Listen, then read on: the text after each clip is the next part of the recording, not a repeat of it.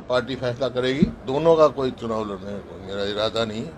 मैं आज विपक्ष का नेता हूँ, आगे प्रदेश के चुनाव होने वाले हैं, तो मेरा है नहीं। बाकी सुरजेवाला लड़े, कैलजा जी लड़े, हमारे तो खुशी होगी। सीनियर लीडर हैं।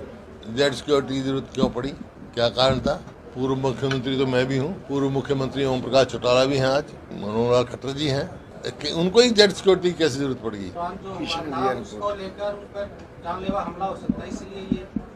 चलो तो उनकी वो है काम जाने, मेरे को कोई इतराज नहीं। किसी को जेड की जेड प्लस दे दे और दे दे, मेरे को क्या इतराज है? बीजेपी ने सभी प्रदेशों की लिस्ट जारी कर दी, कांग्रेस कब जारी करेगी? देखिए, कांग्रेस ने भी कई लिस्ट जारी की है। बाकी जल्दी जो है हमारी स्क्रीनिंग कमेटी की मीटिंग होगी आज कल में, तो 2-3 दिन में हमारे को उम्मीद है कि और भी लिस्ट जारी करेगी। इंडी गठबंधन को राजकुमार सैनी ने भी समर्थन दिया है, इसको किस नजरिए से? देखिए, मैंने पहले भी कहा था, कोई कह रहा राजकुमार सैनी लड़ेंगे, वो पार्टी में नहीं है, कांग्रेस पार्टी में। नहीं, गठबंधन को समर्थन दिया ना। गठबंधन तो पूरे देश का है। सवाल ये है, यहाँ हरियाणा में कांग्रेस पार्टी में नहीं है। जो मैं कहता हूँ उस पर कांग्रेस पार्टी में जात पात की वो नहीं है, हमारे सब बराबर है। कोई भी जात पात के नाम पे राजनीति करे, कांग्रेस कभी अप्रूव नहीं करती। दौरा किया था, वहाँ पे कुछ मकान तोड़े गए, वो क्या है? दौरा नहीं किया था, मेरे को खबर मिली थी, विधायक जी ने बताया था कि भी ऐसे ऐसे रात को कुछ शरारती तत्व आए और 3:30 बजे 2 दुकानों को तोड़ गए। और कोई रास्ता था, जो महिलाएं थी, एक घर में से रास्ता था जो 100 साल से चल रहा था और कोर्ट ने स्टे किया हुआ है, वो रात को दिया क्योंकि कल कोर्ट में तारीख है, तो आज उन्होंने 3:30 बजे तोड़ने का काम किया।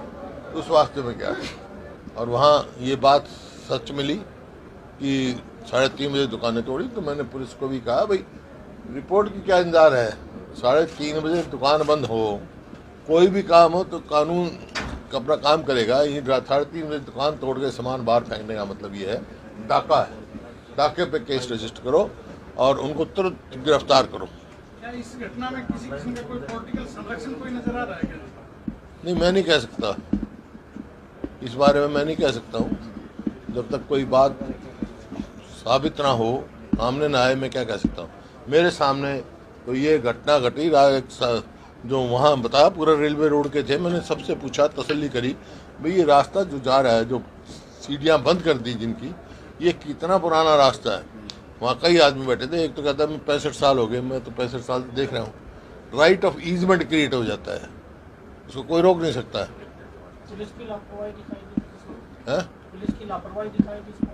हाँ, बिल्कुल सरकार की लापरवाही है पुलिस की, क्योंकि कंप्लेंट कराई, कोर्ट में स्टे दे रखा है, फिर वो बाद में वो कैमरे में भी कैच हुए हैं रात को 3:30 बजे को। फरवरी की सीसीटीवी फुटेज भी आई है, तब भी प्रयास किया गया। हाँ, तो उसी टाइम एक्शन लेना चाहिए था। आपराधिक घटनाएं हो रही हैं। हाँ, मैं तो कई दफ़ा कह चुका हूँ कि कानून व्यवस्था के नाम की कोई चीज़ ही नहीं है प्रदेश में। ऐसा प्रतीत होता है हरियाणा में सरकार ही नहीं, कोई फ्री फॉर ऑल हो रहा है।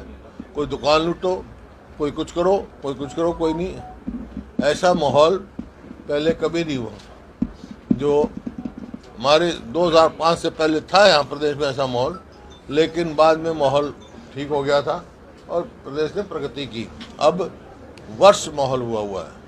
बड़ी छोटी क्या होती है, चुनाव है, चुनाव है, कांग्रेस पार्टी जीतेगी। देखिए, चेहरों को बदलने तो खाली सांसदों का नहीं, मुख्यमंत्री का चेहरा बदल दिया। और जो बात थी मैंने कह दी थी वहाँ विधानसभा में कही थी, मैंने कहा भाई तुम मुख्यमंत्री बदलते रहो और हम सरकार बदलेंगे। चेहरे बदलने से क्या होता है? देखिए, प्रधानमंत्री का फैसला चुनाव के बाद होगा। हमारे नेता हैं, राहुल गांधी हैं, सोनिया जी हैं, खड़गे साहब हैं, वो और सारा ये इंडिया गठबंधन है, ये फैसला करेगा। 400 पार की बात वो ये हरियाणा में 75 पार कर रहे थे, कहाँ रह गए? कहने से नहीं होता, वो तो उनका प्रेरोगेटिव है, कुछ भी कहे। ये तो आप स्वयं देखें किसको जेड सिक्योरिटी की ज़रूरत है, किसको नहीं है। देखिए, जेड सिक्योरिटी की ज़रूरत क्यों पड़ी, क्या कारण था? पूर्व मुख्यमंत्री तो मैं भी हूँ, पूर्व मुख्यमंत्री ओम प्रकाश चौटाला भी हैं आज, और मनोहर लाल खट्टर जी हैं। उनको ही जेड सिक्योरिटी की कैसे जरूरत पड़ेगी? मिले हैं, हमने कर ओल्ड पेंशन स्कीम हम लागू करेंगे बाकी और उनकी कुछ था, एक हमारे समय फैसला हुआ था, उसके बारे में भी उन्होंने अपनी चर्चा रखी है। हम मैनिफेस्टो तैयार करेंगे, जब उसमें कंसीडर करेंगे। नहीं, हरियाणा लोकसभा चुनाव के लिए होगा, लेकिन विधानसभा चुनाव होगा, उसके लिए हम अलग से मैनिफेस्टो तैयार करेंगे। जैसे हमने कह रखा है भाई, हरियाणा में कांग्रेस की सरकार बनेगी तो 300 यूनिट हम फ्री बिजली देंगे, 6,000 रुपये पेंशन करेंगे, 100 गज के प्लॉट फिर लागू करेंगे, ओल्ड पेंशन स्कीम लागू करेंगे। ये हरियाणा के एजेंडा। और गैस सिलेंडर 500 रुपये का देंगे, क्योंकि हरियाणा गवर्नमेंट देगी ना, सब्सिडाइज कर देगी, जैसे राजस्थान में हमारी सरकार ने किया था। तो ये तो हमारा एजेंडा मैनिफेस्टो तैयार होगा हरियाणा के लिए। केंद्र में तो जो मैनिफेस्टो आया है कि 400 रुपये मनरेगा के कम से कम 400 रुपये मिलेंगे। 5 न्याय उन्होंने कहा है, युवाओं के लिए, महिलाओं के लिए, भागीदारी के लिए, किसान के लिए, ये है श्रमिक के लिए, 5 को न्याय देने की बात को अपहरण किया हाईकोर्ट ना। पूरे विश्व में भारत को सबसे बड़ा लोकतंत्र माना जाता है, परंतु अरविंद केजरीवाल की गिरफ्तारी के बाद इंटरनेशनल मीडिया ने छापा भारत मरा हुआ लोकतंत्र। इस पर कांग्रेस का क्या स्टैंड है?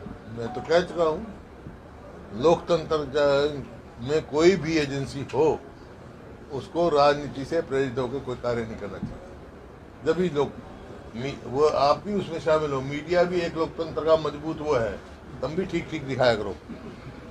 सीनियर लीडर्स आप होंगे, कुमारी शैलजा होंगे, रणदीप सुरजेवाला, क्या ये भी लोकसभा में आ सकते हैं? देखिए, जहाँ तक मेरा सवाल है, क्योंकि दीपेंद्र यहाँ से उसकी वो है, चल रही है चर्चा, पार्टी फैसला करेगी, तो दोनों का कोई चुनाव लड़ने का मेरा इरादा नहीं है।